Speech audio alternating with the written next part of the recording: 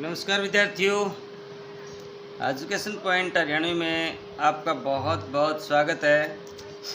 विद्यार्थियों, आज हम करने जा रहे हैं कक्षा 11वीं एवं 12वीं दोनों कक्षाओं के लिए एक साझा लेसन है आपका कि कविता कैसे बनती है। तो विद्यार्थियों, वैसे कविता करना है ना, कोई मुश्किल कार्य नहीं होता है। आप सब कविताएं कर सकते हो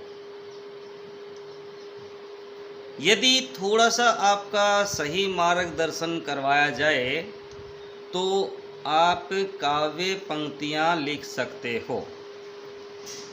तो कविता लिखने में हमें क्या क्या चाहिए, यानी मकान के निर्माण में हमें ईंट, गारा, जो है क्रेशर, रोड़ी, जो जो हमें चाहिए वो सामग्री होगी तो मकान बन जाएगा। उसी तरह से हमारे पास कविता रचने के लिए उपलब्ध जो सामग्री है वो होगी तो हम कविता रच सकते हैं। तो कविता बनाने के लिए सबसे पहले हमें क्या चाहिए?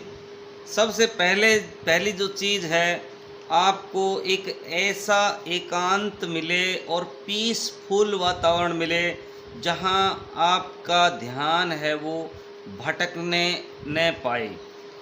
दूसरा, उसके लिए कोई टॉपिक भी आपको चाहिए। तीसरा, उसके लिए कागज़, पेन, कलम की भी ज़रूरत होती है। और उसके बाद आपकी जो इच्छा शक्ति है वो भी कविता लिखने के लिए आपको चाहिए, क्योंकि जब तक आपकी इच्छा नहीं होती है तब तक आप कुछ नहीं कर सकते हैं।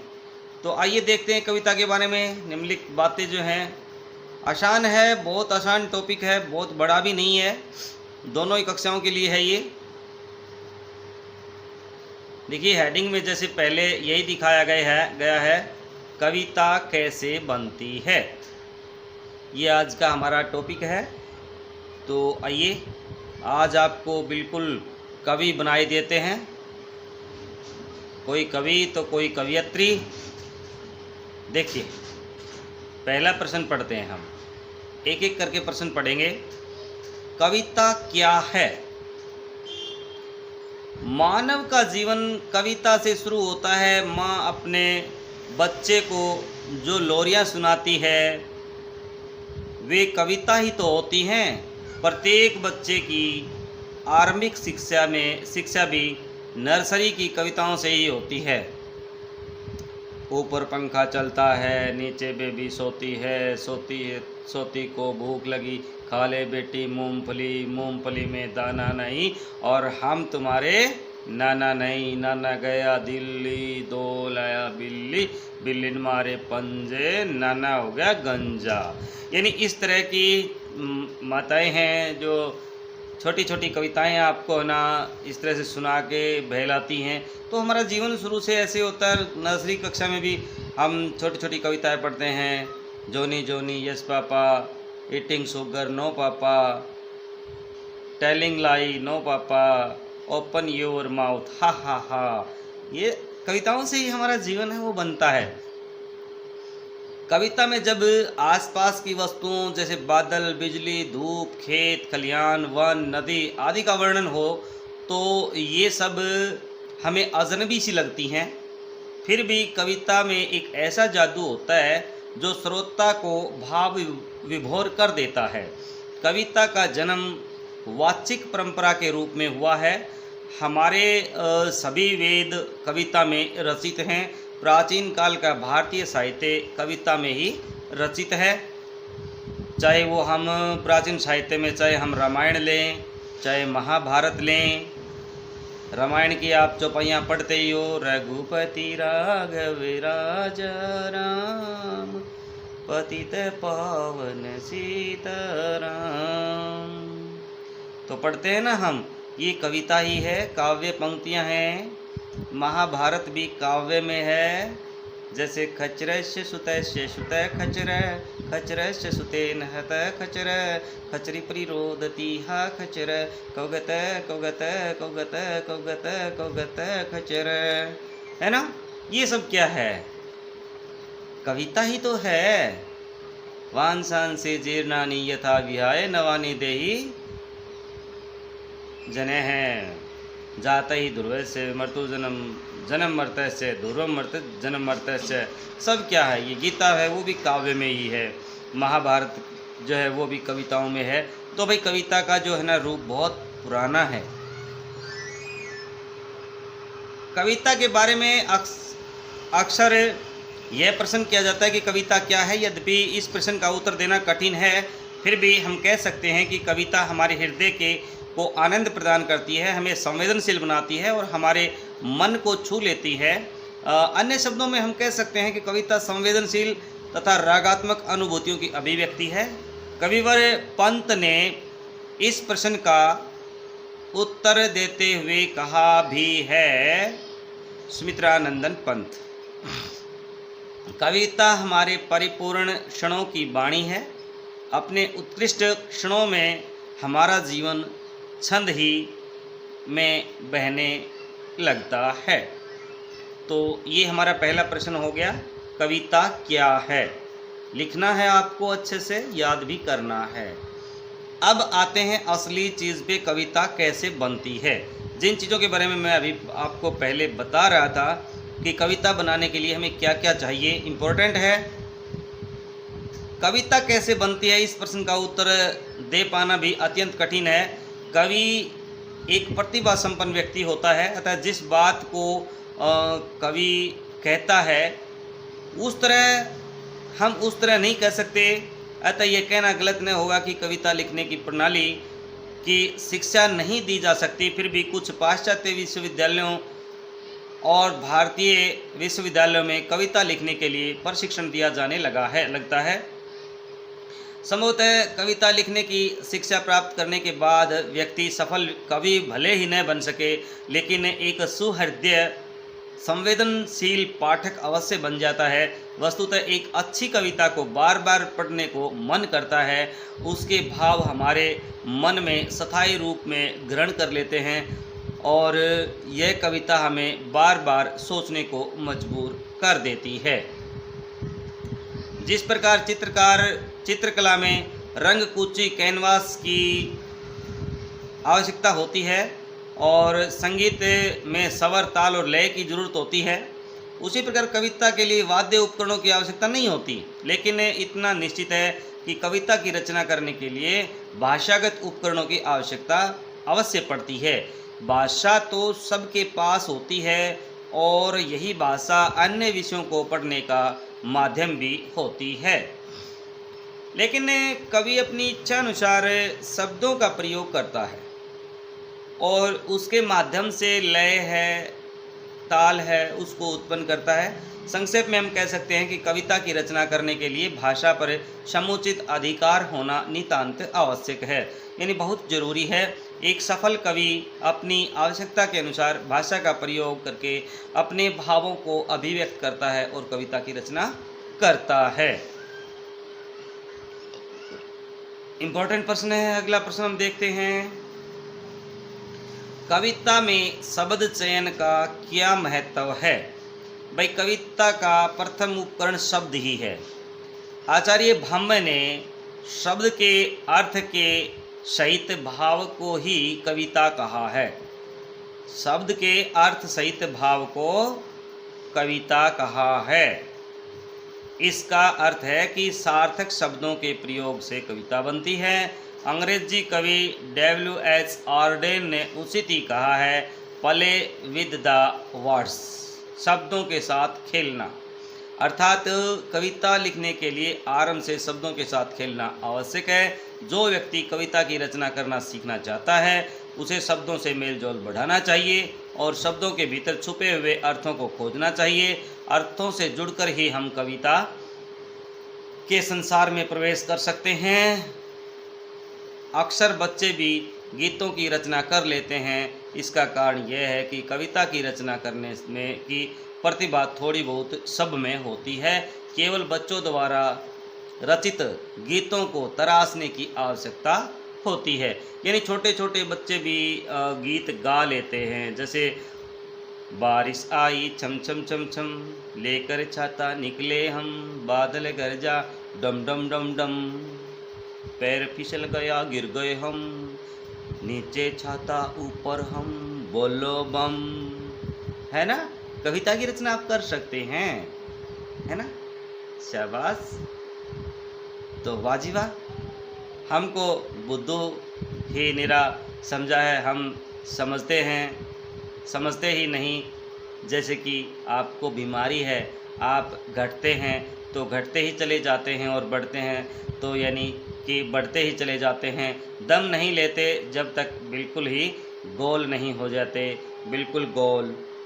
यह मर्ज आपका अच्छा ही है, अच्छा ही होने नहीं होने में, अच्छा ही नहीं हो आता होने में। शमशेर बादल की बहुत अच्छी कविता है ये। तो इस तरह से आप लिख सकते हैं। अगला जो प्रश्न है, कविता में मुख्य जो बिंब, भाई कविता में बिंब और छंद का क्या महत्व होता है, इम्पोर्टेंट है ये भी। भाई बिंब का शाब्दिक अर्थ होता है प्रतिमूर्ति या छाया,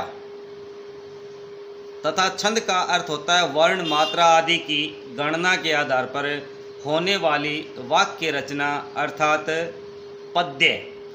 इसे आंतरिक लय भी कहते हैं। हम संसार को अपनी इंद्रियों के माध्यम से जान सकते हैं। हम बाहरी दुनिया में जो कुछ देखते हैं उसमें कुछ ऐसी संवेदना होती है जो हमारे मन में बिंब के रूप में परिवर्तित हो जाती है। कविता में कुछ ऐसे शब्द होते हैं जिन्हें सुनने मात्र से ही हमारे मन में चित्र उत्पन्न हो जाते हैं। ये स्मृति चित्र ही शब्दों के माध्यम से बिंबों का निर्माण करते हैं। उदाहरण के रूप में सच्चिदानंद हीरानंद बादशाह ने आगे की ये पंक्तियां देखिए। उड़ गई चिड़िया कांपी फिर, थिर, थिर मतलब स्थिर, हो गई पत्ती। इन पंक्तियों में उड़ गई चिड़िया पढ़ते ही हमारी स्मृति में चिड़िया उड़ने का आकार, उसकी तत्परता, पंख फड़फड़ाने की के चित्र हमारे मन में अंकित हो गए हैं, और नए पत्तों का कांपना और स्थिर होने के चित्र भी हमारी एकाग्रता हो जाएगी। अजय की ये कविता अपने बिंब के लिए प्रसिद्ध है। उन्होंने अपने बिंब द्वारा अपनी अभिव्यक्ति को न केवल मनोहारी बनाया है बल्कि अपने कथनों को अत्यधिक रोचक व मनोरंजक भी बनाया है। उसका संपूर्ण काव्य बिंब विधान की दृष्टि से समृद्ध काव्य कहा जा सकता है। तो यहाँ तक लिख लेंगे, इसको आगे लिखने की ज़रूरत नहीं है, छोड़ दें इसे, बहुत बड़ा है ये, इससे हम आगे छोड़ देते हैं। फिर अगले प्रश्न पे बढ़ते हैं। भाई धीरे धीरे हम आपको काव्य की तरफ लेके जा रहे हैं, कविता सिखाने के लिए आपके पास पहुंच रहे हैं। तो विद्यार्थियों, यदि मेरे चैनल पर नए हो तो भाई चैनल को सब्सक्राइब कर लेना, और यदि आपने पीछे का जो सिलेबस है नहीं पढ़ा है तो आप एजुकेशन पॉइंट हरियाणवी पर प्लेलिस्ट से सर्च करके सारा साहित्य पढ़ सकते हैं। संपूर्ण लेसन, गद्य, पद्य, व्याकरण मैंने कंप्लीट डाल रखा है, और ये पुस्तक भी हमारी बहुत जल्द कंप्लीट हो जाएगी, इस महीने में लगभग कंप्लीट हो ही जाएगी। तो बने रहिए आप मेरे साथ, वीडियो को शुरू से लेकर के अंत तक देखिए, और भाई खुद भी लाभ उठाइए और दूसरों को भी इसका लाभ उठवाइए। यानी कि शेयर ज़रूर करते रहा करो भाई, कमेंट बॉक्स में लिख करके बताया करो आपको कुछ अच्छा लगता है या नहीं लगता है। आपका एक शेयर, लाइक, कमेंट जो है वो मुझे नई ऊर्जा प्रदान करता है। तो आइए देखते हैं अगला क्वेश्चन। कविता की संरचना किस प्रकार की जाती है? कविता की संरचना के लिए सर्वप्रथम कविता संबंधी बुनियादी जानकारी होना आवश्यक है। सर्वप्रथम कविता की रचना करने के लिए कवि के पास विभिन्न वस्तुओं को देखने और पहचानने की नवीन दृष्टि होनी चाहिए। विषय वस्तु को प्रस्तुत करने की कला का ज्ञान भी अवश्य होना चाहिए। इसी को हम प्रतिभा भी कहते हैं। प्रतिभा प्रकृति की देन है। यह प्रत्येक आदमी के पास किसी न किसी रूप में अवश्य होती है। किसी नियम या सिद्धांत का अनुसरण करते हुए प्रतिभा उत्पन्न नहीं की जा सकती। फिर भी निरंतर अभ्यास और शास्त्र ज्ञान द्वारा इसे हम विकसित अवश्य कर सकते हैं। कविता की संरचना करते समय शब्द संचयन का विशेष ध्यान रखना पड़ता है। अन्य शब्दों में हम कह सकते हैं कि शब्द संचयन भावात्मक होने के साथ साथ लयात्मक होना चाहिए। शब्द ज्ञान से ही भाषा पर हमारी पकड़ मजबूत होती है। इन विशेषताओं द्वारा भले ही हम कविता की रचना न कर सकें, परंतु कविता की रचना करने का प्रयास अवश्य कर सकते हैं। यही नहीं, ऐसा करने से हम कविता का रसावधन भी कर सकते हैं और उसकी सराहना भी कर सकते हैं। शब्दों के संसार में प्रवेश करने से विद्यार्थियों की रचनात्मक शक्ति बाहर आ जाती है। अतः कविता की संरचना के लिए कवि को शब्दों का समुचित ज्ञान होना चाहिए। तो भाई अगला प्रश्न बड़ा नहीं है ज़्यादा, ये आपका चैप्टर बहुत ज़्यादा बड़ा नहीं है। आप बने रहिए मेरे साथ, लिखते रहिए प्रश्नों को। कविता के प्रमुख घटक, भाई ये इंपॉर्टेंट क्वेश्चन भी है, ये आया हुआ भी है, जैसे कि आपको दिख रहा है मार्च 2017 में ये आया हुआ है और ये बार बार आता है। तो इसके प्रमुख घटक कौन कौन से हैं? कविता भाषा में ही रची जाती है, इसलिए कविता की रचना के लिए कवि को भाषा का सम्यक ज्ञान होना चाहिए। सम्यक होता है ठीक तरह से। दूसरा, शब्दों के समुचित संयोजन से भाषा बनती है। शब्दों का सही विन्यास ही वाक्य का निर्माण करता है। कवि को सहज, सरल तथा प्रचलित भाषा का प्रयोग करना चाहिए, परंतु कविता की संरचना इस प्रकार करनी चाहिए कि पाठक को कुछ नया सा लगे। तीसरा, कविता में संकेतों का विशेष महत्व होता है, इसलिए कविता की पंक्तियों में लगने वाले चिन्हों यानी विराम चिन्ह जो होते हैं, कोमा है, अल्प विराम है, अर्धविराम है, पूरक है, जिसे जो भी चिन्ह होते हैं उनका विशेष वांछित प्रभाव उत्पन्न नहीं कर पाएगी। ध्यान रखना चाहिए। वाक्य विन्यास की विशेष प्रणालियां ही शैली का निर्माण करती हैं। कविता में चाहे छंद में रचित हो या छंद मुक्त हो, कवि को छंदों का समुचित ज्ञान अवश्य होना चाहिए, अन्यथा कविता वांछित प्रभाव नहीं उत्पन्न कर पाएगी। पांचवा है, कविता समसामयिक प्रवृत्तियों से संबंधित होनी चाहिए, यानी वर्तमान में जो स्थितियां चल रही हैं उस पर कोई कविता होगी तो आपकी ज़्यादा अच्छी पसंद की जाएगी। और कविता लिखते समय कम से कम शब्दों का प्रयोग किया जाना चाहिए, क्योंकि कम से कम शब्दों में अधिक से अधिक बात करना ही उल्लेखनीय प्रवृत्ति होती है। संक्षेप में हम कह सकते हैं कि उपयुक्त शब्द चयन, लय, तुक, वाक्य रचना, बिंब व विधान, छंद विधान तथा कम से कम शब्दों में का प्रयोग ही कविता के प्रमुख घटक होते हैं। तो ये बेटा जो थे आपके प्रश्न कर लिए हैं हमने, यही इसके मुख्य प्रश्न थे। तो बने रहिए आप मेरे साथ एजुकेशन पॉइंट हरियाणवी पर। हम हाजिर होंगे नए वीडियो के साथ